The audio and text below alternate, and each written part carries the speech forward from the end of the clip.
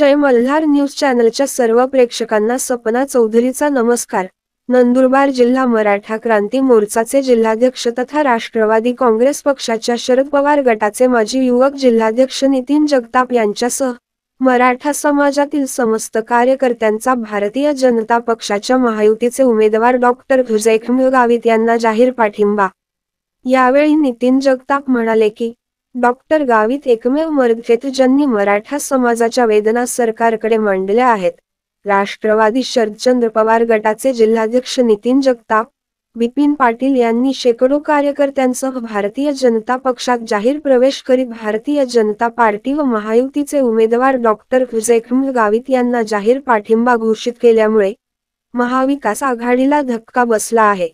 Bharatiya Janata party व महायुतीचे उमेदवार डॉक्टर भुजैखम गावित यांच्या नेतृत्वात हा पक्षप्रवेश घडला।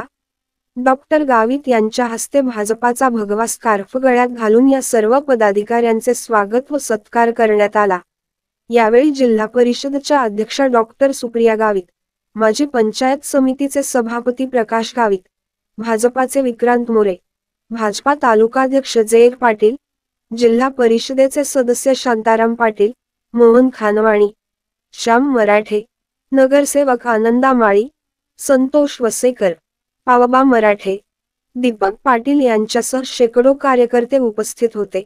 भाजपा महायुती सरकारने मागील 2.5 वर्षात सर्वाधिक निधी देऊन नंदुरबार जिल्ह्यात विविध विकास कामांना गती दिली। आपल्याला जिल्ह्याचा तोच विकास जारी ठेवण्यासाठी पक्षीय धोरण लक्षात ठेवून लोकांची कामे पूर्णत्वास आणावयाची आहेत। आपण सर्वजण ते ध्येय ठेवून महायुतीला जास्तीत जास्त मते मिळवून द्याल, अशी अपेक्षा या प्रसंगी डॉक्टर भुजैखम गावित यांनी व्यक्त केली। दरम्यान आपल्या पक्षप्रवेशाविषयी भूमिका मांडताना नितीन जगताप यांनी सांगितले की इथे पक्षात गद्दारी खूप झाली आहे। शिवाय फक्त आणि फक्त डॉक्टर भुजैखम गावित यांना व्यक्तिगत लक्ष बनवले जात आहे। मागील 30 वर्षात त्यांनी केलेली कामे प्रचंड स्वरूपात असताना ते लक्षात न घेता केवळ त्यांच्या परिवार आणि घराण्यावर बोलले जाते।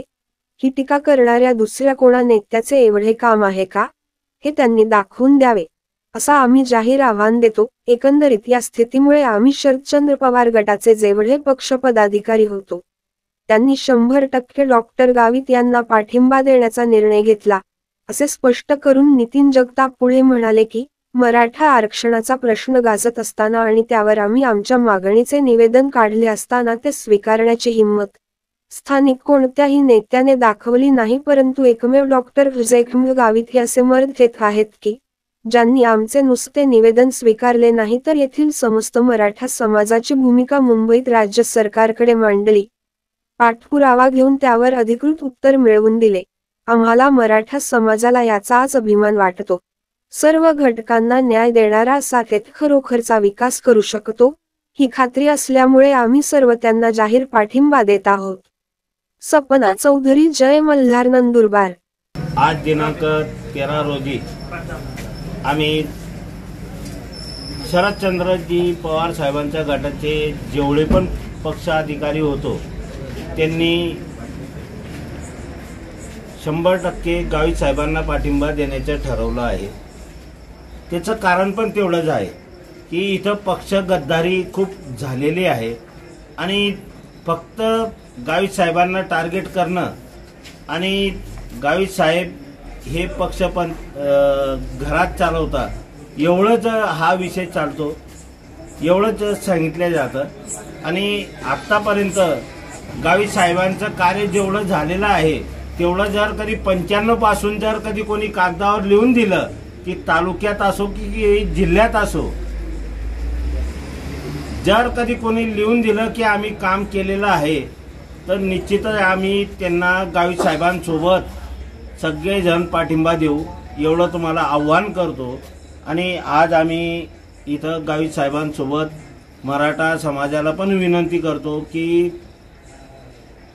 खरोखर सगळ्यात मर्द माणूस जर कधी असेल गावित साहेबच होता की मराठा समाजाचं निवेदन स्वीकारणारा आणि निवेदन पोचवणारा फक्त गावित साहेबच होता।